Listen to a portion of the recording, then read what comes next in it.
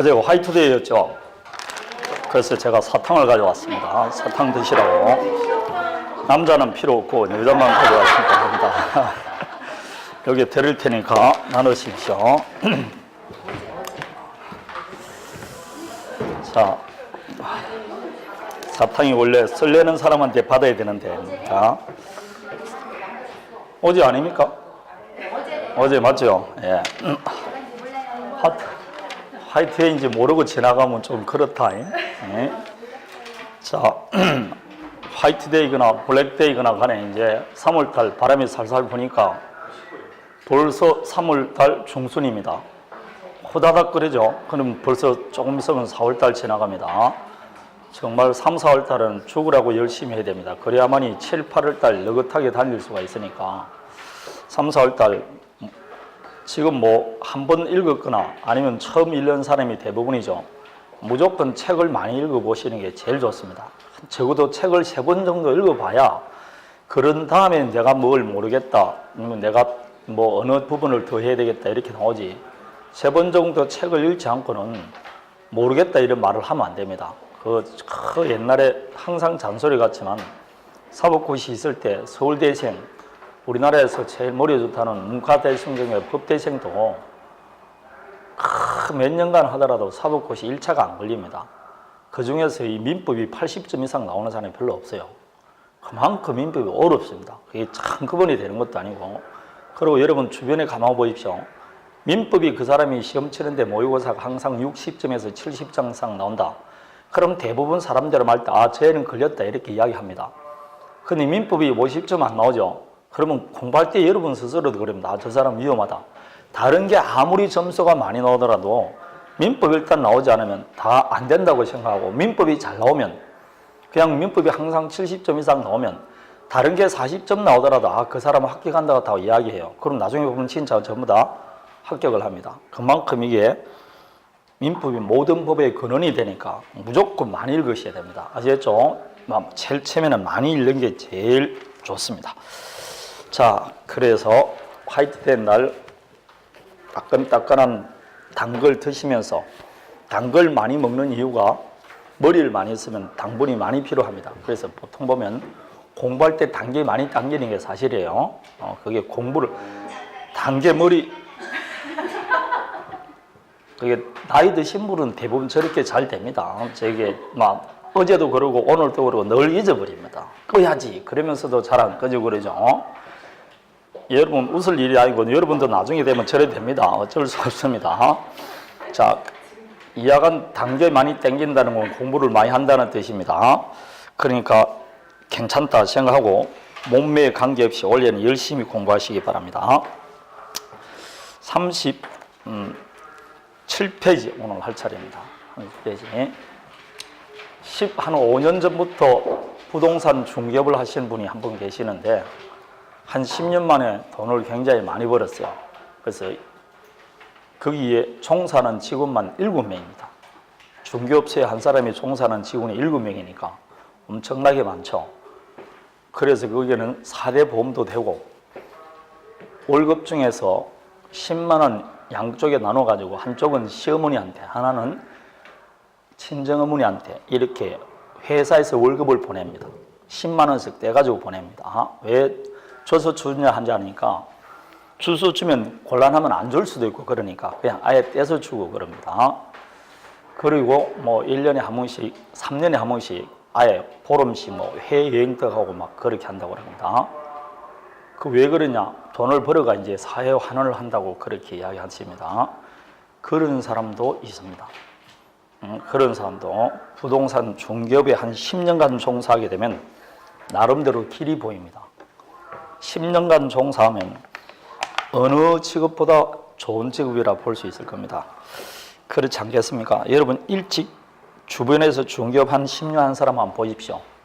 부럽지 않습니까? 다 자리 잡고 그대로입니다. 근데 여러분 10년이 후다닥 지나갑니다. 그 10년 뒤에 똑같은 소리를 할 수 있다니까. 10년 뒤에 내가 했었더라면 이런 생각을 분명히 하게 된다니까.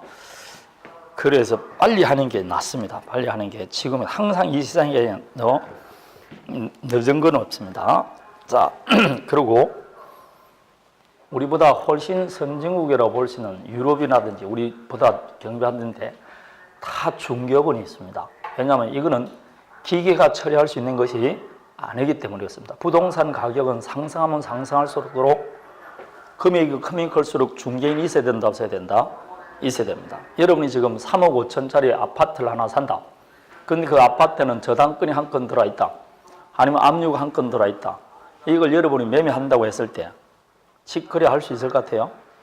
두 사람이 모여가지고 은행에 가가지고 인수 다 하고 계약서 쓰고 할 수 있을 것 같습니까? 차라리 그냥 몇십만 원 주고 누구 챙기는 게 낫다? 중개업자 하는 게 훨씬 더 편합니다. 그렇지 않겠습니까? 그걸 내가 직접 해서 만약 무슨 일이 있으면 어떻게 할 거냐고. 그걸 전부 다 내가 다 부담해야 되는데. 그러니까 누굴 통해서 한다? 중개업자를 통해서 합니다. 서울에는 그냥 부동산 매매했다 그러면 5, 6억이 그 5, 6을 하면서 한 100만 원 아끼려고 직거래 하다가 한번 딱 된통 나오면 뭐라고? 얼마짜리가 날아간다고? 5, 6억이 한 건이면 날아간다니까. 그러니까 금액이 크면 클수록 항상 누가 있다고? 중개업자가 있습니다. 무기도 비싸니까 중개업자 있습니까? 없습니까? 골통품 중개업자 있습니까? 없습니까? 있습니다. 이 중장비 중개업자 있어 없어요? 있어요. 금액이 크면 다 누가 붙는다고? 중개업자가 붙게 마련해요. 왜냐? 거기에 대한 부담감이 크니까 전문가에게 일을 맡기고 그 부담감을 떨쳐버리기 위해서 중개업자가 필요한 겁니다. 당연한 거야, 안 그러죠? 옛날 벼룩시장 아파트, 원룸 같은 거 직거래 많이 있었지 않습니까? 근데 왜 벼룩시장이 그렇게 없어진지 아십니까? 그 벼룩시장을 통해서 수십만 원 사기꾼들이 집을 팔은 겁니다. 그럼 벼룩시장 같은 걸 통해서 거래할 때마다 사고가 터지니까 나중에는 벼룩시장을 이용해서 부동산 거래를 안 하게 돼 있다니까. 왜냐? 남들 없이 직거래하면 반드시 뭐라고? 그런 물건이 올려지기 마련이다. 분명히 그렇게 되는 겁니다. 그래서 주의해야 되는 겁니다. 약간 열심히 공부하라는 이야기입니다. 어서 오십시오. 기다렸습니다. 자, 37페이지. 목적의 유효권 할 차례죠? 아닙니까? 오늘 어디 할 차례입니까? 아니, 적어도 오늘 어디 할지는 알고 와야 되는 거 아닙니까? 성의가 부족한 거 아닙니까? 에? 37페이지 아닙니까? 그럼 공부는 내가 하고 듣는 거는 여러분이니까 관계는 없겠지만 그래도 참 성의가 없는 겁니다. 자, 목적의 유효권입니다. 법률행위가 효력을 나타내기 위해서는 목적이 확정 가능 적법 사회적 타당성이 있어야 된다. 그거부터 하는 겁니다. 그래서 먼저 목적이 확정되어 있어야 된다. 그 확정은 하나만 외우면 됩니다. 법률행위가 성립할 당시부터 반드시 확정되어 있을 필요는 없고 그 밑에 나와 있습니다. 확정할 수 있는 방법과 기준만 정해지면 족하다. 그거 외에는 나오지 않습니다. 두 번째, 가능입니다. 가능은 실은 가능해야 됩니다. 실은 불가능한 것을 국가가 도와줄 수는 없다. 실은 불가능한 것과 불가능을 가능 반대는 불가능이고 불가능은 줄여서 불능이다. 이렇게 말합니다. 가능한지 불능인지 판단하는 기준은 사회 통념에 따른다. 맞습니다. 다음에 일시적 불능은 불능으로 보지 않는다. 물리적 기준에 따른 것이 아니고 사회 통념에 따라 결정한다. 이 불능도 언제 불능이냐에 따라서 그 불능을 두 가지로 나눕니다. 갑과을사의 건물 매매 계약이 체결되었어요. 1월 20일 날 계약서에 도장 찍었다 계약이 성립했습니다. 그럼 어른 이 매매를 통해서 소유권 취득하는 게 목적입니다. 그런데 이 건물이 매매 계약이 성립되기 전 3일 전에 화재를 소실했습니다. 그럼 을의 소유권 취득이라 목적 달성은 불가능해요. 그런데 매매계약 성립 이후에 불능됐다. 어쨌거나 불능입니다. 그렇지만 요 왼쪽 불능은 법률행위가 성립할 당시부터 불능했다. 이런 걸 원시적 불능이라 그러고 성립 이후에 불능된 것을 후발적 불능이다. 이렇게 말합니다. 우리는 지금 두 사람 사이에 맺었던 매매계약은 성립했는데 이게 유효냐 무효냐 보는데 원시적 불능은 처음부터 건물도 없는데 건물을 매수하기로 했으니까 처음부터 불가능한 걸 목적으로 했으니까 원시적 불능은 무효다. 이렇게 말합니다. 따라서 이 매매계약은 무효입니다. 비록 성립했다 할지라도 원시적 불능은 무효다. 자, 무효면 당연히 이행할 필요 없고 이행했을 때는 부당이득으로 반환받을 수 있습니다. 따라서 받았던 계약금 등은 다 돌려줘야 됩니다. 이렇게 원시적 불능은 무효이고 무효 말이 나오면 항상 부당이득 반환입니다. 그럼 이렇게 부당이득 반환하면 되느냐? 일반적인 그것만 하면 됩니다. 하면 되는데 부당이득 반환하는 것 외에 손해배상할 때가 있습니다. 어떨 때 손해배상하느냐? 만일 일방이 그 불능을 알았거나 알 수 있었어요. 한쪽 예컨대 매도인은 그 건물이 불이 났다는 걸 알았거나 알 수 있었고 상대방은 그 사실을 모릅니다. 상대방은 모르고 모르는데 과실이 없다. 이럴 때는 부당이득 반환만 해서는 안 되고 그 상대방이 계약이 유효하다고 믿었기 때문에 발생된 손해, 믿었다 실례익을 배상해 줘야 됩니다. 결국 부당이득 반환만 해서는 안 되고 손해배상을 해줘야 됩니다. 그 손해배상이 계약이 유효하다고 믿었기 때문에 발생된 손해, 그걸 실례익 배상이라고 합니다. 예컨대 목적물 조사 비용이라든지 아니면 금융비용, 즉 매매 대금에 따른 이자 이런 것들을 배상해 줘야 됩니다. 라고 되어 있는 조항이 535조 계약 체결상의 과실책임입니다. 그래서 이 계약 체결상의 과실책임은 계약법할 때 할 건데 계약 체결상의 과실책임이란 말이 나오면 원시적 불능일 때다 이렇게 기억하면 됩니다. 원시적 불능일 때 계약 체결상의 과실책임이 문제될 수 있다. 원시적 불능은 무효이지만 실례익 배상하는 경우가 있다. 어떨 때냐? 요 두 가지 요건을 갖췄을 때. 자, 후발적 불능은 그러면 유효냐? 무효냐? 이 문제. 후발적 불능은 당연히 유효입니다. 계약이 성립할 당시는 가능했고 가능했으니까 목적 달성이 가능했으니까 이 계약은 유효입니다. 그래서 시험에 한 번도 원시적 불능은 나온 적 없고 후발적 불능밖에 안 나왔어요. 후발적 불능은 유효입니다. 유효. 다 매매계약 할 때 건물이 있었고 건물 소유권 이전해줄 채무는 누구한테 있냐? 매도인 가백이 있었습니다. 그런데 현재는 불이 났다. 그럼 이 경우 가능하고 그 가능한 걸 이행해줄 의무는 누구한테 있냐? 가백이 있다. 근데 현재는 이행이 불가능됐으니까 이행해줄 의무가 있는 갑의 잘못으로 불능이 됐냐 안 됐냐에 따라서 가백의 책임 문제가 발생할 뿐이지 무효가 되는 것은 아닙니다. 따라서 기책 사유가 있으면 기책 사유라는 것은 그 사람에게 책임을 기속시킬 수 있는 사유, 우리나라 말로 하면 탓입니다. 갑의 탓으로 불이 났느냐 아니냐에 따라서 만일 갑의 탓이다, 기책 사유가 있다, 그러면 채무를 스스로 이행 못했으니까 채무 불이행입니다. 채무 불이행 중에서도 이행 불능에 해당되니까 최고 없이 계약을 해지하고 손해배상 받을 수 있을 뿐입니다. 그럼 만일 기책 사유가 없다.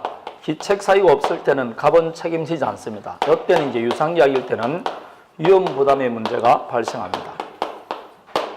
그래서 나중에 위험부담이니 채무불이행이 다 나중에 공부합니다. 그래서 위험부담 할 때는 후발적 불능이지 원시적 불능이 아닙니다. 그래서 시험에는 무조건 후발적 불능 두 번 나온 적이 있습니다. 그 밑에 기출지문 2번을 보면 매매계약이 체결된 후 매매 목적물이 전소됐다. 이건 키포인트가 체결된 후입니다.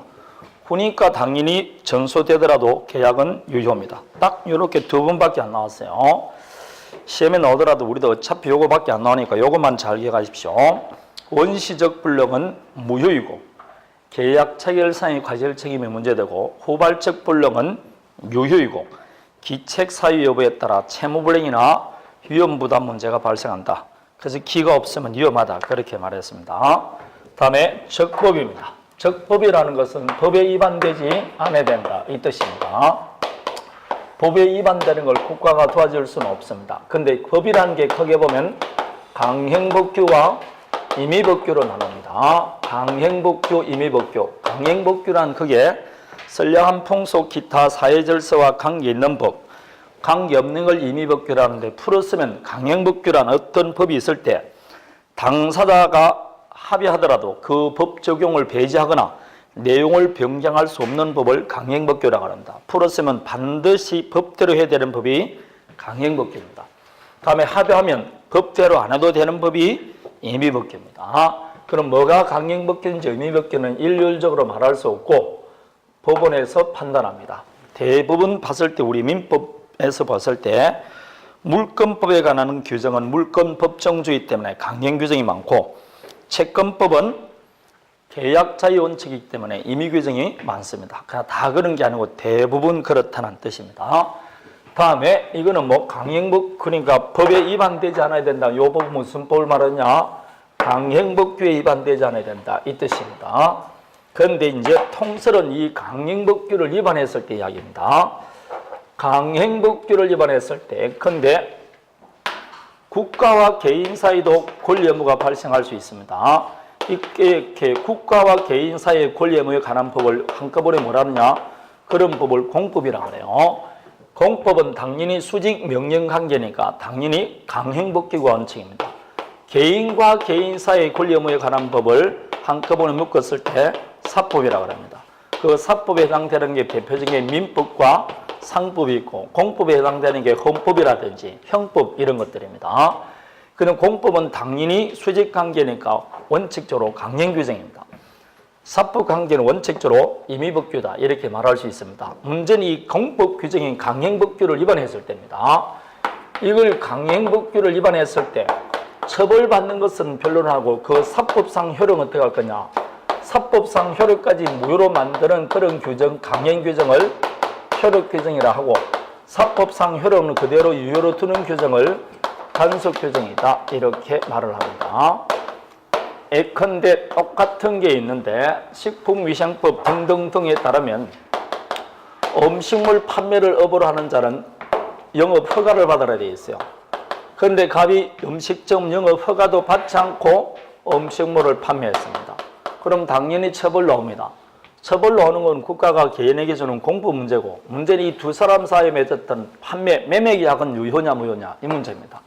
국토의 계획 및 이용에 관한 법률에 따를 때 토지거래 허가구역 내에서 매매를 할 때는 허가를 받아야 돼 있어요. 그런데 두 사람 사이 허가를 받지 않고 매매 계약했습니다. 다 같이 둘 다 허가받으라는 규정을 위반해서 행신을 했을 때 요 위에 있는 판매 계약은 어떻게 되느냐? 이것은 그냥 유효입니다. 그러나 요 두 사람 사이에 맺었던 매매는 무효입니다. 다 같은 허가를 받지 않더라도 하나는 유효고 하나는 무효입니다.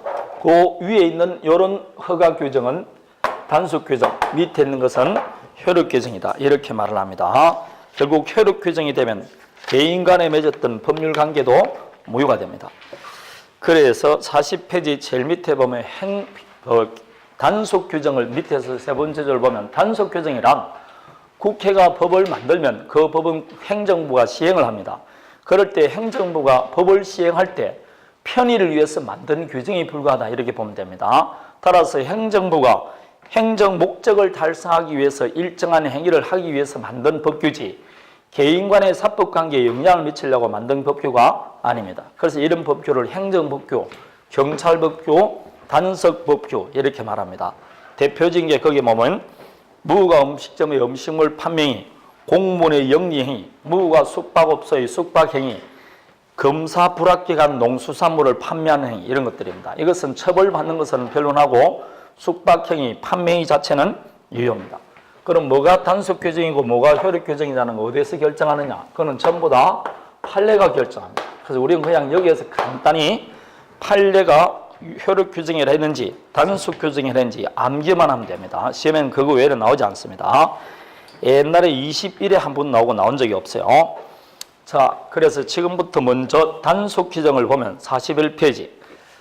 우리 단속 규정 시험에 나왔을 때 항상 이것만 나왔어요. 부동산 등기 특별조치법에 따르면 중간 생략 등기는 하지 말라고 되어 있어요. 갑과을사에 매매하고 을이 다시 병에게 전매를 하는데 등기하지 않고 바로 이렇게 등기해준다. 중간에 있는 등기를 생략한다. 중간 생략 등기 혹은 미등기 전매라고 합니다. 이걸 하게 되면 투기와 탈세의 원천이 되기 때문에 못하게 돼 있어요. 그런데 중간 생략 등기 했습니다. 그러면 유효냐? 당연히 유효라고 합니다. 이것은 단속 규정이지 효력 규정이 아닙니다. 따라서 중간 생략 등기 하더라도 개인 간에 맺었던 사법상 효력은 유효입니다. 형사처벌 받는 것은 나중 문제고 개인 간에 맺었던 계약은 유효라고 합니다. 이게 대표적으로 이것만 우리 시험에 나왔어요. 두 분 다 이것만 답으로 나왔습니다.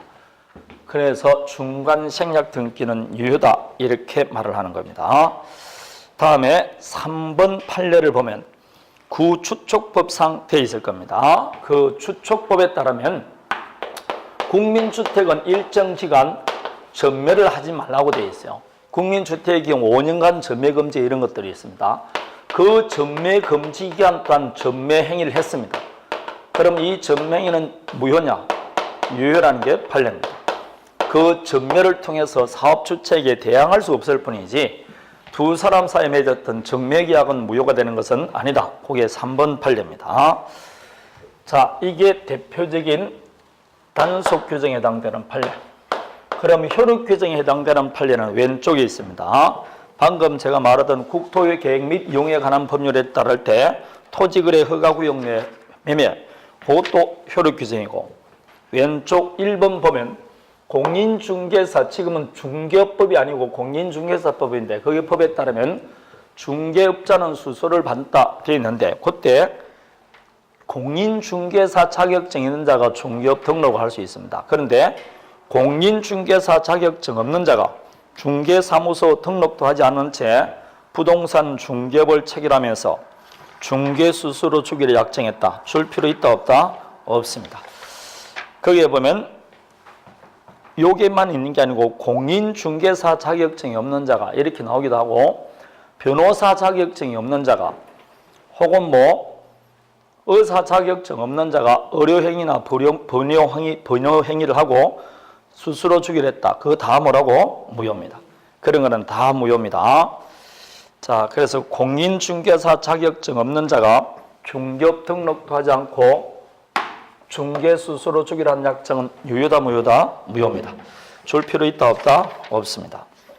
그 외에 할 수 있는 게 구부동산 중개법, 지금 공인중개사법에 따르면 수수료는 마음대로 받지 못하고 얼마 받으라고 법에 정해져 있습니다. 이걸 법정 중개수수료라고 하는데 이 법정 중개수수료 외에 초과 수수료를 더 주기로 합의를 했습니다.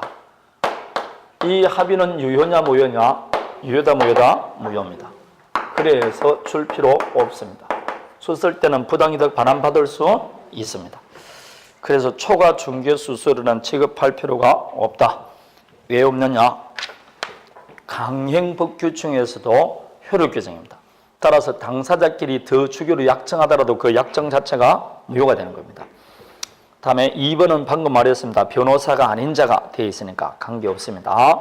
다음 먼저 4번을 봅니다. 4번 보면 자, 그게 공익법인이 기본재산 처분한다 되어 있는데 자, 재단법인이 있습니다. 이 재단법인이 지금 학교재단법인입니다. 이 재단법인이 갖고 있는 기본재산을 처분할 때는 주무관청 허가를 받게 돼 있어요. 근데 주무관청 허가를 받지 않고 기본재산을 처분했습니다. 그 기본재산 처분행위는 유효다 무효다? 무효입니다. 4번 주무관청 허가를 받지 않고 기본재산 처분하는 것은 무효입니다. 따라서 기본재산 처분할 때 주무관청 허가 받으라는 규정은 효력 규정이다. 이렇게 되는 겁니다. 자, 다음에 5번 정권거래법에 따르면 되어 있을 겁니다. 이건 우리하고는 좀 관계없는 건데 정권거래법에 따르면 정권회사나 임정은은 부당 권유행위를 하지 말라고 되어 있어요. 부당의 권유행위를 하지 말라. 그 부당 권유행위 하는 방법 중에 대표적인 것이 투자수익보장약정입니다. 우리 정권회사에 이 펀드에 가입하시면 만일 마이너스가 되면 우리 정권회사에서 보전을 해주겠다. 그 말을 듣고 여러 고객이 정권회사에 투자를 합니다. 근데 진짜 마이너스가 됐어요. 그럴 때 약속대로 투자수익보장약정해달라고 소송을 버티니까 대법원에서 하는 말이 이 정권거래법에 따를 때 부당 권유행위를 하지 말라는 규정은 효력 규정이다. 따라서 이걸 위반해서 했던 투자수익보장약정도 무효다. 이렇게 판결이 나왔습니다. 따라서 투자수익보장 해줄 필요 있어 없어요? 없습니다. 그래서 투자수익보장약정도 역시 무효다. 이렇게 말을 하는 겁니다. 자, 그냥 외우면 되는 겁니다. 어쩔 수 없습니다. 마지막 그게 5번에 보면 6번 국유재산입니다. 국유재산법에 따르면 국유재산 사무에 종사하는 직원은 자, 갑이라는 사람이 국유재산에 종사하는 직원입니다. 근데 그 국유재산법에 따르면 국유재산 사무에 종사하는 직원은 직원 명의로 국유재산을 취득하지 말라고 되어 있어요. 그런데 이 갑이 자기 명의로 국유재산을 취득한 게 아니고 친인척인 병명의로 취득한 겁니다. 그래서 이게 이제 위반됐다 소송을 붙으니까 갑이 하는 말이 이 국유재산법에 따르면 내 명의로 취득하지 말라고 되어 있지 않느냐. 따라서 나는 내 명의로 취득 안 했으니까 위법하지 않았다라고 말합니다. 그래서 대법원에서 하는 말이 이 국유재산법은 그 취지가 국유재산 사무에 종사하는 직원은 국유재산을 취득하지 말라는 게 이 법의 기본 취지입니다. 이 목적을 달성하지 말라는 겁니다. 그런데 이 목적을 지금 갑 명의로 달성했던 아니면 갑이 아닌 다른 사람 명의로 달성했던 목적을 달성하지 말라는 금지 규정을 위반한 것은 사실이지 않느냐. 따라서 이것도 이 법에 위반됐다 이렇게 말합니다. 그래서 이 갑이 자기 명의로 직접 취득하는 것은 이 법을 정면으로 위반한 것인데 요 지금 병명의로 취득했으니까 형식상 보면 이 법을 위반한 것이 아닌 것처럼 보이더라도 지금 우회적인 수단을 통해서 간접적인 수단을 통해서 금지 목적을 달성했습니다. 이런 행위를 탈법행위라고 합니다. 그래서 정면으로 위반한 것을 위법행위라고 하고 우회적이고 간접적인 수단을 통해서 달성하는 것을 탈법행위라 하는데 탈법행위 역시 무효입니다. 그래서 이것도 역시 무효다 그렇게 말합니다. 그럼 갑이 병이 국유재산을 취득했다는 것은 국유재산 등기를 받았다는 겁니다. 그래서 이 병이 번개처럼 정에게 처분해버렸어요. 그럼 정은 소유권 취득할 수 있느냐? 없죠. 방금 이게 무효라 그랬습니다. 그럼 이 등기가 뭐다? 무효고 우리나라 무효는 절대적 무효이기 때문에 병합으로 된 등기도 무효입니다. 그래서 마지막 줄 그 규정을 위반하여 취득한 국유재산을 제3자가 전득하는 행위 또한 당연 무효다. 강행법규 위반으로 무효인 것은 절대적 무효입니다. 당사자끼리만 무효가 아니고 그 승계인 모두에게도 무효가 되는 겁니다. 자, 이렇게 왼쪽에 있는 1, 2, 3, 4, 5 오른쪽에 있는 1, 2, 3 했는데 이게 10월 될 때까지 유효인지 무효인지만 기억하면 됩니다. 왜 무효인지 유효인지는 물을 필요 없고 따라서 시험에 나올 때는 그냥 중간 생략 등기가 유효냐 무효냐 이거 물어봅니다. 다음에 변호사 아닌 자가 변호사 토지거래 허가구역 내에서 허가받지 않은 매매는 유효냐 무효냐 주무관청 허가를 받지 않고 기본 재산을 처분하면 유효냐 무효냐 그것만 물어봅니다. 그래서 여러분 그것만 기억하시면 됩니다. 유효인지 무효인지 한꺼번에 안 되면 하나씩 한 달에 하나씩만 외우시면 됩니다. 자, 여기서 하나만 더 보는 것이 있으십니다. 갑과 을 사이에 아파트 중개 의뢰를 합니다. 그래서 중개 의뢰를 하면서 이 을이 중개업자입니다. 그런데 갑이 을에게 부탁을 하면서 내가 지금 굉장히 급하니까 법정 중개 수수료 외에 알파를 더 주겠다고 의뢰인이 요구를 했습니다. 그래서 더 받을 수 없다니까 괜찮습니다. 제가 더 받겠습니다. 해서 두 사람 사이에 알파를 더 주기로 합의를 했습니다. 그러더라도 더 줄 필요 있어 없어요? 없습니다. 이거는 무효입니다. 그런데 이 돈을 누가 주기로 했느냐? 갑이 주기로 했어요. 갑 스스로가 지금 강행법규를 위반했습니다. 스스로 위반하고 이게 무효라고 주장할 수 있을까 없을까요? 강행법규를 위반한 자가 스스로 무효를 주장할 수 있게 없게 있습니다. 그게 밑에 있는 40페이지 판례입니다. 그게 강행법규를 위반한 자가 그게 나옵니까? 스스로 그 약정의 무효를 주장하는 것은 신의책이 위반되지 않는다. 마지막 줄 나와 있을 겁니다. 따라서 한마디로 치르면 강행법규를 위반한 자도 스스로 무효를 주장할 수 있게 없게 있습니다. 스스로 무효 주장할 수 있습니다. 강행법규를 위반한 자도 스스로 무효를 주장할 수 있다. 그 기억하시면 됩니다. 자, 다음에 42페이지. 자, 이제 실제로 시험 문제 거의 99% 여러분이 1번을 딱 시험장에서 보면 거의 90% 문제가 103조가 1번으로 나옵니다. 지금까지 했던 앞에 나오는 것은 4, 5년에 한 번 나올 똥 말똥이지 대부분 보면 여러분 42페이지부터가 여러분 1번 문제라고 생각하면 돼요. 시험장에 딱 가보면 103조부터가 실질상 문제다 이 말입니다. 자, 그 보면 선량한 풍속 기타 사회질서에 위반한 사항을 내용으로 하는 법률행위는 무효란다. 선량한 풍속 기타 사회질서에 위반한 사항을 내용으로 하는 법률행위를 반사회적 법률행위라고 그래요. 그럼 목적이 반사회적 행위면 안 되니까, 즉 목적이 사회적 타당성이 있어야 된다. 그래서 사회적 타당성 이렇게 말합니다. 이게 이제 우리 민촉 첫 번째 조문 103조입니다. 자, 거기 보면 선량한 풍속 기타 사회질서에 위반한 사항을 법률행위는 무효한다 그랬는데 이 103조를 흔히 우리는 일반 조항 내지 백지 조항이다 이렇게 말합니다. 일반 조항, 백지 규정 이렇게 말합니다. 무슨 말이냐? 다른 조항은 사기 강박으로 인한 의사표시는 취소할 수 있다. 불공정 법률행위는 무효다. 이렇게 구체적이고 개별적으로 규정되어 있는데 이 103조는 그냥 모호하게 일반적이고 추상적으로 반사회적 법률행위는 무효한데 뭐가 반사회적 행위인지 알 수가 없습니다. 이렇게 추상적이고 개별적이지 않고 추상적이고 일반적이고 모호하게 규정된 이런 조항을 일반 조항 내지 백지 조항이다 이렇게 말합니다. 이게 왜 필요하냐면 사람이 사회생활할 때 지켜야 될 규범이 규범이라고 그랬습니다. 그런데 사회 공동생활을 영위하기 위해서는 최소한 이것마저는 지켜줘야 된다. 이것마저 지켜주지 않으면 사회 공동생활이 붕괴가 됩니다. 여기에 관한 법을 강행법규라고 합니다. 여기 어떤 것이냐? 이게 사회질서에 관계 있는 겁니다. 선량한 풍속 기타 사회질서와 관계 있는 것. 요 정도를 지키지 않으면 사회 공동생활의 영위가 안 되기 때문에 이런 법규는 강행법규로 만드는 겁니다. 그런데 모든 걸 다 강행법규로 만들 수는 없습니다. 그럼 법조문이 너무 두터워지고 다 예상할 수도 없으니까 중요한 것은 이렇게 강행법규로 규정을 하고 나머지는 그 모든 걸 추상적인 조문 하나로 처리를 하는데 우리 민법 몇 조냐?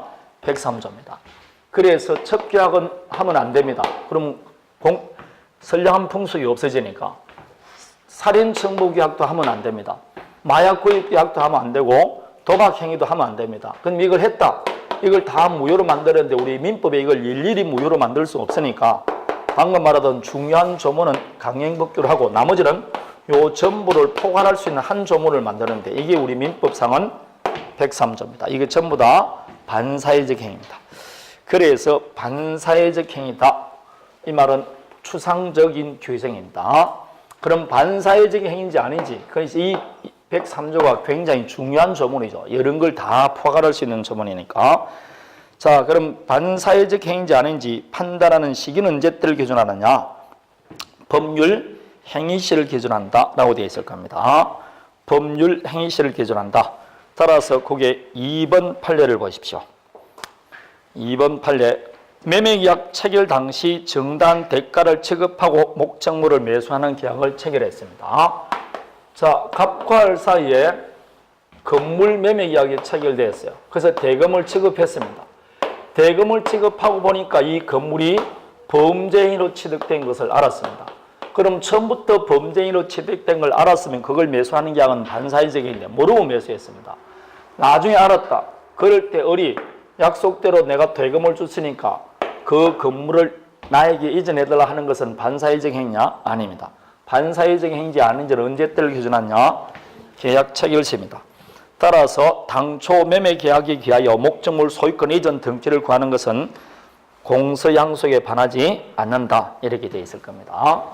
자, 그래서 법률 행위시를 기준합니다. 법률 행위 당시 반사회적 행위인지 아닌지를 판단한다. 그럼 반사회적 행위인지 아닌지는 살인 청부계약은 반사회적 행위고 도박행위도 반사회적 행위입니다. 왜냐? 내용 자체가 반사회적 행위니까. 그러면 꼭 내용이 반사회적 행위인 것만 해당하느냐? 아니죠. 1번 판례 두 번째 줄 보면 내용 자체는 반사회적인 것이 아니라 할지라도 법적으로 이를 강제하거나 사회질서 근간에 반하는 조건이나 금전적 대가가 결부됨으로써 반사회적 행위가 되는 경우도 있습니다. 꼭 내용 자체가 반사회적 행위인 것만 반사회적 행위인 것이 아닙니다. 따라서 예컨대 갑과 할 사이 아파트를 정리하기로 했습니다. 정리계약은 반사회적 행위도 아니다? 아닌데 첫 계약을 줬고 낸 겁니다. 이렇게 되면 이 정리계약 자체는 반사회적 행위이지 아니지만 반사회적인 조건이 결부됨으로써 이 정리계약이 뭐 된다? 무효가 되는 겁니다. 이렇게 반사회적인 조건이 결부됨으로써 무효가 되는 경우도 있다 이 말입니다. 꼭 내용 자체가 반사회적인 것만 반사회적인 것은 아니다 이 뜻입니다. 소송에서 증언을 하는 대가로 증언한다. 증언하는 것은 반사회적인 행위가 아닙니다. 그런데 증언하는 대가로 사회 통념을 초과하는 고액의 금품을 주기로 했다. 이런 것은 뭐가 된다? 반사회적 행위로 무효입니다. 금전적 대가가 결부됨으로써 무효가 되는 경우도 있다. 다음에 동기의 불법도 불법을 낼 수 있습니다. 1번 판례의 마지막입니다. 표시되거나 상대방에게 알려진 동기가 반사회적인 경우 포함된다라고 되어 있을 겁니다. 예컨대 갑과 할 사이에 임대차 계약합니다. 그럼 임대차 자체는 반사회적 행위가 아니에요. 그런데 을이 이 건물을 임차한 이유가 뭐냐? 연유가 뭐냐? 동기가 뭐냐? 그것이 범행 장소로 사용하기 위해서, 도박장 개설을 위해서 이렇게 이 임대차를 하게 된 동기가 불법입니다. 이 동기가 불법인 경우도 반사회적 행위가 될 수 있느냐? 판례는 된다는 겁니다. 어떤 데 되느냐? 동기가 표시됐거나 아니면 표시되지 않더라도 이미 상대방에게 알려진 경우, 이럴 때는 동기 불법도 불법으로 봅니다. 그래서 내용 자체가 반사회적 행위가 아니더라도 동기가 불법이라도 반사회적 행위가 될 수 있다 이 뜻입니다. 꼭 내용 자체만 반사회적 행위인 것은 아닙니다. 자, 그래서 동기 이것은 그냥 되는 건 아니고 표시됐거나 알려진 동기의 불법은 불법으로 봅니다. 이런 것도 반사회적 행위가 될 수 있다. 자, 여기서 이제 갑과 할 사이 아파트 정리계약을 합니다. 갑이 을에게 정리를 하기로 했습니다. 근데 갑은 정리를 하기 싫었는데 을이 갑에게 시퍼런 칼을 들이댄 겁니다. 즉 강제로 협박에 못 이겨서 을에게 정리하기로 했습니다. 이렇게 정려가 타인의 강박에 못 이겨서 정리했을 경우 이 정려계약은 반사회적 행위일까요? 아닐까요? 네? 아니라는 게 판례입니다. 법률의 성립 과정에 강박이란 불법적인 방법이 개집됐다 해서 반사회적 행위로 볼 수는 없다. 그게 3번 판례입니다. 강박이란 불법적인 방법이 사용된 데 불과한 경우에는 나중에 강박을 이유로 취소해야 되지 그 자체가 반사회적 행위는 아닙니다. 아니라는 겁니다. 이게 판례입니다. 그래서 요거는 반드시 기억해야 됩니다. 그럼 지금까지 수없이 많은 판례가 반사회적 행위 판례가 나와 있어요. 그게 여러분 지금 보면 쭉 오른쪽 반사회적 행위 모습 나와 있습니다. 이거 여러분 전부 다 쭉 한번 읽어보셔야 돼요. 그 전부 다 나쁜 일이니까 한 번만 읽어보면 다 알 수가 있습니다. 전부 다 암기하셔야 됩니다. 자, 여기서 이제 45페이지를 펴보면 반사회적 행위에 해당되지 않는 것이 7가지 나와 있습니다. 요거는 상식적으로 풀어서는 못 푸는 것이니까 요 해당하지 않는 거 요걸 잘 기억하셔야 됩니다. 나머지는 그냥 한번 쭉 두세 번만 소설책들 읽듯이 읽어보면 될 것이고 요쪽을 지금부터 보도록 하겠습니다. 그 위에 먼저 판례를 보면 성공 사례가 하는 이야기입니다. 성공 보수 사례라고 흔히 변호사에게 의뢰를 하면 성소를 하면 성소에 따른 대가를 주기로 하는 게 성공 보수 사례인데 판례가 2가 나왔어요. 민사소송에서 성공 보수 사례는 유효입니다. 그러나 형사소송에서 성공 보수 사례로는 이제는 반사회적 행위로 무효라는 게 판결입니다. 확실히 나왔습니다. 그래서 45페이지 제일 위에 판례 마지막에 3번째 줄 그러나 대부분이 나올 겁니다. 대부분이 이 판결을 통하여 형사사건에 관한 보수 약정이 사회질서에 위반된 것으로 평가할 수 있음을 명확히 밝혔음에도 불구하고 향후 성공 보수 약정이 체결된다면 이런 103조에서 무효로 봐야 된다.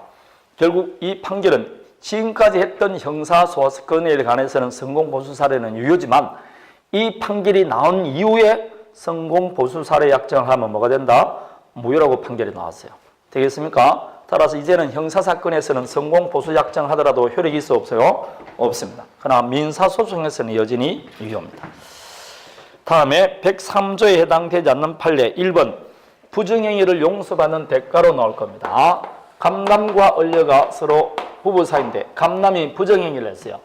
그러자 을이 결혼 생활을 유지하는 조건으로 감남 앞으로 되어 있는 모든 부동산을 을 앞으로 이전해 주기를 요구합니다. 그래서 갑이 이 을에게 부동산 소유권을 이전하면서 무슨 제한을 붙였냐? 부부관계가 유지되는 동안에는 처임의로 처분하지 못한다는 제한을 붙여서 넘겨준 겁니다. 그러자 이 을이 소송을 제기했습니다. 소유권을 넘겨주면서 이런 제한을 붙이는 것은 소유권 물권법정주에 위반한다는 겁니다. 그래서 이것이 무효다라고 소송을 제기하니까 대법원에서 아니다. 이것은 영원히 제한하는 것이 아니고 부부관계가 유지되는 동안만 처임의로 처벌하지 못하고 부부관계가 해소되면 여전히 처분할 수 있으니까 이 제한을 붙인 가정은 반사회적 행위가 아니고 유효다 이렇게 판결이 나왔습니다. 우리 시험에 2번 나왔습니다. 부정행위를 용서받는 대가로 처에게 부동산을 증여하면서 넘겨주면서 그게 부부관계가 유지되는 동안은 처분할 수 없다는 겁니다. 그것은 유효입니다. 다음에 3번 이거는 우리 시험에 3번인가 4번이 나왔어요. 갑이 지금 건물을 하나 가지고 있습니다. 채무자입니다. 그런데 채권자들이 채무자가 갖고 있는 이 재산을 강제 집행하려고 합니다. 강제 집행하면 부동산 날아갈 것 같으니까 자기 친구하고 짜고 마치 매매한 것처럼 등기를 해줍니다. 아니면 짜고 매매한 것처럼 소유권 이전 등기하거나 아니면 가짜로 건저당을 설정하는 겁니다. 이렇게 강제 집행을 면할 목적으로 가짜 건저당을 설정하거나 가짜 매매를 하는 것은 반사회적 행위가 아니라는 게 판례입니다. 이것은 통정허위 표시로서 무효일 뿐이지 반사회적 행위는 아닙니다. 통정허위 표시 자체가 반사회적 행위는 아니다. 그 말 같습니다. 다음에 뒤에 것도 우리 시험에 2-3번 나왔죠. 갑과 을 사이에 아파트 매매 계약하면서 계약세는 실제 매매 대금이 아닌 더 낮은 금액을 기록하기로 약정했다. 다음 계약서를 적는 겁니다. 아니면 4번처럼 양도소득세를 부과받지 않을 목적으로 소유권 이전 등기는 3년 뒤에 받기로 했다. 이렇게 탈세의 목적이나 면세의 목적으로 매매를 하는 것은 반사회적 행위가 아닙니다. 다운 계약서 쓰는 것은 반사회적 행위가 아니란 게 판례입니다. 3번, 4번이 그 이야기입니다. 5번도 마찬가지입니다. 5번도 탈세를 목적으로 하는 겁니다. 갑이 지금 아파트를 하나 갖고 있고 사망했어요. 사망하면 상속이 일어납니다. 상속인은 등기 없이 소유권을 취득합니다. 그러나 이걸 다른 사람에게 처분할 때는 등기되는데 이 을이 상속 등기도 하지 않고 병과 매매를 하고 소유권 이전 등기를 어떻게 해주느냐? 피상속인에서 병 앞으로 바로 등기해 줍니다. 상속세를 면탈할 목적으로 하는 거죠. 이것도 역시 유효입니다. 항상 탈세를 목적으로 하는 것은 유효입니다. 그래서 3번, 4번, 5번 다 같은 내용이라고 보면 됩니다. 전부 다 시험에 다 나오는 것들입니다. 다음에 반사회적 행위로 조성된 금전을 비자금이라고 해요. 반사회적 행위로 조성된 금전이 비자금인데 이 비자금을 숨기기 위해서 남에게 맡기는 계약을 임치계약이라고 합니다. 그 임치계약 자체는 반사회적 행위가 아닙니다. 비자금을 나에게 맡기는 임치계약은 반사회적 행위가 아니다는 게 판례입니다. 다음에 전통사찰의 주지직을 되어 있습니다. A절이 있습니다. A절에는 이제 갑파가 있고 올파도 있습니다. 그런데 이 주지직을 거액의 금품을 넘겨주고 주지직을 넘겨줍니다. 이렇게 거액의 금품을 주고 주지직을 넘겨주기로 한 약정은 사실상 반사회적 행위가 맞습니다. 그런데 주지직을 넘겨주더라도 주지는 누가 임명하느냐? 조계종 총문에서 임명합니다. 그런데 조계종 총문에서 이렇게 거액의 금품을 주고 넘긴다는 사실을 알면서도 주지를 임명했어요. 요 주지 임명 행위 자체는 뭐라고? 유효라는 게 판례입니다. 그래서 주지 임명 행위 자체는 반사회적 행위가 아니라는 것이 판례입니다. 지금 1번부터 7번은 상식적으로는 좀 다릅니다. 그냥 상식적으로 보면 반사회적 행위 같은데 아닌 것들입니다. 이런 거는 잘 기억해야 됩니다. 한 번 나왔던 문제가 계속 나오니까 자, 그래서 46페이지를 펴보면 작년에 나왔던 거 2개만 볼 것 같더라도 기억 법률행위 성립 과정에 강박열한 불법적인 방법이 사용됐다. 반사회적 행위 아닙니다. 다음에 강제집행을 면할 목적으로 허위로 건조당 설정했다. 아닙니다. 양도소득세를 회피할 목적으로 매매대금을 낮은 금액으로 기재했다. 반사회적 행위 아닙니다. 이런 것들입니다. 되겠습니까? 1, 2, 기억, 니은, 티귿 다 반사회적 행위다 아니다? 방금 아니라고 했잖아요. 하고 10분도 안 됐잖아. 그럼 지금은 충분히 알 수 있는 거지. 이렇게 나옵니다. 이것도 한 번 나온 게 아니고 옛날에 전부 다 출제됐던 겁니다. 이런 거는 전부 다 기출문제에서 계속 나옵니다. 여러분 중간중간에 있는 기출문제, 나중에 이제 우리가 문제 풀겠지만 기출문제는 깡그리 다 봐야 됩니다. 24회, 여러분 지금 28회니까 24회, 23회 이런 기출문제는 그냥 그대로 한 4, 50점은 나온다 이렇게 보면 됩니다. 그 정도로 요즘 기출문제가 중요합니다. 그리고 작년에 나왔던 기출문제도 한 3문제 정도는 그대로 출제됩니다. 옛날에는 작년에 됐던 게 출제가 안 되는데 전년도 거 전년 출제를 안 하니까 사람들이 그걸 빼고 공부를 하기 때문에 요즘은 그냥 항상 전년도 것도 다 냅니다. 우리 시험만 그런 게 아니라 모든 공무원 시험, 사법고시도 그렇게 바뀌었어요. 왜냐하면 작년에 거는 안 내니까 전부 다 공부할 때 작년에 걸 빼고 공부를 합니다. 그렇게 머리 굴린다 해서 이제 다 내게 됩니다. 그래 작년에 것도 그대로 나옵니다. 그대로 전부 다 봐야 돼요. 기출문제는 문항을 외우는 게 좋습니다. 딱 요 문장 길이로 요런 식으로 문장이 시험에 나오는구나. 그걸 보면서 기본서를 보는 거죠. 시험에 이렇게 나오니까 나도 외울 때는 요렇게 외워야 되는구나. 그걸 알 수 있게 지금 기출문제가 중간중간에 나와 있잖아요. 그리고 기출 지문에 대해서 나온 것도 뒤에 보면 48페이지. 그러면 기출 지문 쭉쭉 나와 있잖아. 그걸 불러보면 안 돼. 그걸 전부 다 암기를 하라고. 다른 기본서에는 이렇게 된 기본서가 전혀 없어요. 이 얼마나 굉장히 괜찮은데 이 앞에 공부했던 걸 전부 다 정리해 주는 거 아닙니까? 앞에 이런 식으로 문장이 출제되는구나. 그럼 요거 외워야 되는 걸 다 외워야 되는 거고 틀리고 이걸 안 외웠으면 앞에 거 지금 내가 안 외우고 있다는 걸 알 수가 있는 겁니다. 이게. 자, 여기서 이제 46페이지 먼저 보고 이종매매를 봐야 됩니다. 46페이지를 펴보면 반사회적 행위 효과입니다. 그 반사회적 행위 효과는 조금 전에 이걸 봤었죠? 반사회적 행위는 뭐가 된다? 103조 무효라고 되어 있어요. 따라서 무효니까 이행하기 전에는 이행할 필요가 없죠. 무효인데 계약을 이행할 필요가 뭐 있습니까? 문제는 이행했습니다. 이렇게 이행했을 때는 도로 반환 받을 수 있느냐? 반환 못 받습니다. 왜 못 받느냐? 746조 불법 원인급여에 해당되기 때문에 반환을 못 받습니다. 불법 원인급여에 해당됩니다. 자, 여기서 갑과 을 사이에 예컨대 도박계약을 체결합니다. 그래서 도박빚을 변제하기로 약정합니다. 도박빚 1억 변제하기로 약정했다. 그러면 현이 이게 도박빚 채권자라고 하고 이 사람을 도박빚 채무자라고 합니다. 근데 약속일인데 도박빚을 변제하지 않습니다. 그럴 때 갑이 도박빚을 변제해달라고 소를 제기합니다. 그러면 법원에서는 소 제기하면 도박빚 변제라, 즉 너 채무를 이행하라고 소를 제기하는 거예요. 그러면 갑 패소 나옵니다. 도박빚은 변제할 필요 없다고 합니다. 왜 변제할 필요가 없느냐고 물어보면 도박빚 변제 약정은 무효다. 계약이 무효니까 이행할 필요 없다는 겁니다. 왜 무효냐고 물어보면 103조 반사회적 행위다. 이렇게 말합니다. 그런데 을이 도박빚을 변제할 필요 없음에도 불구하고 1억을 변제한 겁니다. 무효인 법률행위를 이행했을 때는 무효 취소 그럼 항상 부당이다. 반환입니다. 그래서 반환해달라 소를 제기했습니다. 그럼 다시 역시 을 패소 나옵니다. 왜 나오느냐? 이 을이 갑에게 돈을 준 원인이 뭐냐?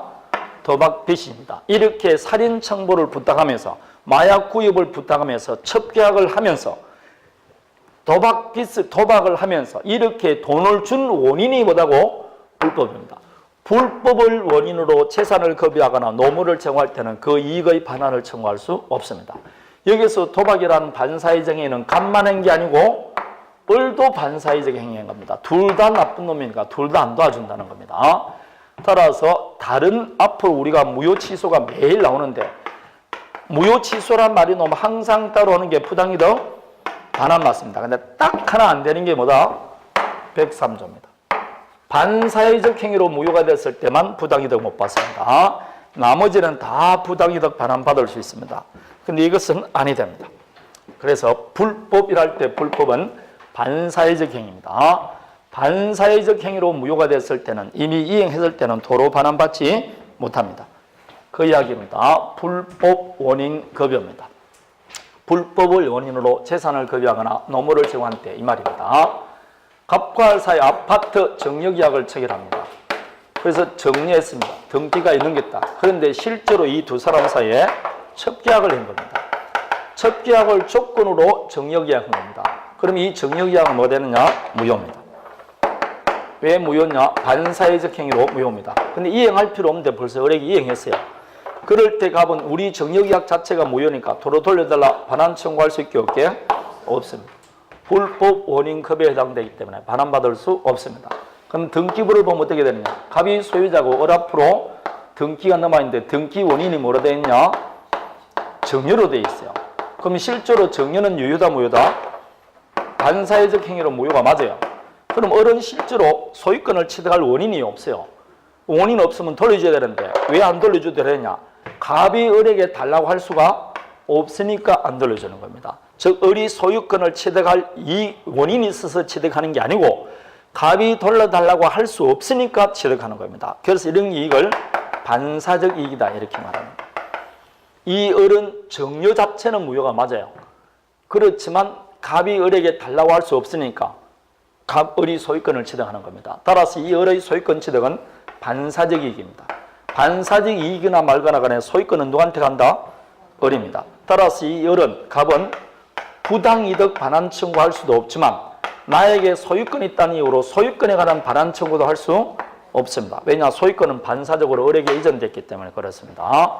그래서 마지막 줄 거기 보면 46페이지 공서양속에 반하여 급여한 경우 반사적 효과로서 소유권은 급여자의 상대방에 있게 되므로 급여한 물건의 소유권이 여전에게 자기 있다고 하여 소유권에 대한 반환 청구도 아니 됩니다. 부당이득 반환 청구도 안 되고 소유권에 관한 반환 청구도 아니 됩니다. 왜냐? 소유권은 반사적으로 상대방에게 이전된 것. 자, 그래서 항상 무효, 다른 무효와는 달리 반사회적 행위로 무효가 되면 부당이득 반환받을 수 없다. 잘 기억해야 됩니다. 자, 이때 무효는 당연히 절대적 무효입니다. 그리고 무효인 취인 된다 안 된다? 안 되죠. 무효인 전환도 인정된다 안 된다? 안 됩니다. 확정적 무효고 절대적 무효입니다. 자, 요게 절대적 무효라는 걸 어떻게 보면 알 수 있냐? 47페이지 부동산 이중 매매를 보면 지금부터 볼 수 있습니다. 요걸 보면서 더 설명드립니다. 거기 46페이지를 펴보면 절대적 무효라는 게 나와 있지 않습니까? 그 두 번째 줄 보면 무효인 취인이나 무효인 전환이 인정되지 않는다는 말 나오죠?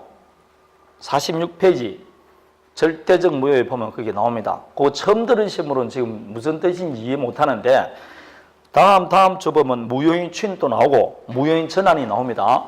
그때 나오는 이야기입니다. 근데 이게 굉장히 제명에 자주 나오니까 기억은 해야 돼요. 무효인 취인 안 되는 게 세 가지가 있습니다. 뭐가 안 됩니까? 강행법규 위반으로 안 되고 반사회적 행위 안 됩니다. 다음에 불공정 법률행위 안 됩니다. 그 정도는 기억하셔야 됩니다. 자, 그게 나중에 추인할 때 나옵니다. 그러면 47페이지 부동산 이중 매매를 지금부터 좀 봅니다. 우리 이중 매매는 저번에 안 봤죠? 이번에는 봐야 됩니다. 좀 쉬었다 하더랍니다.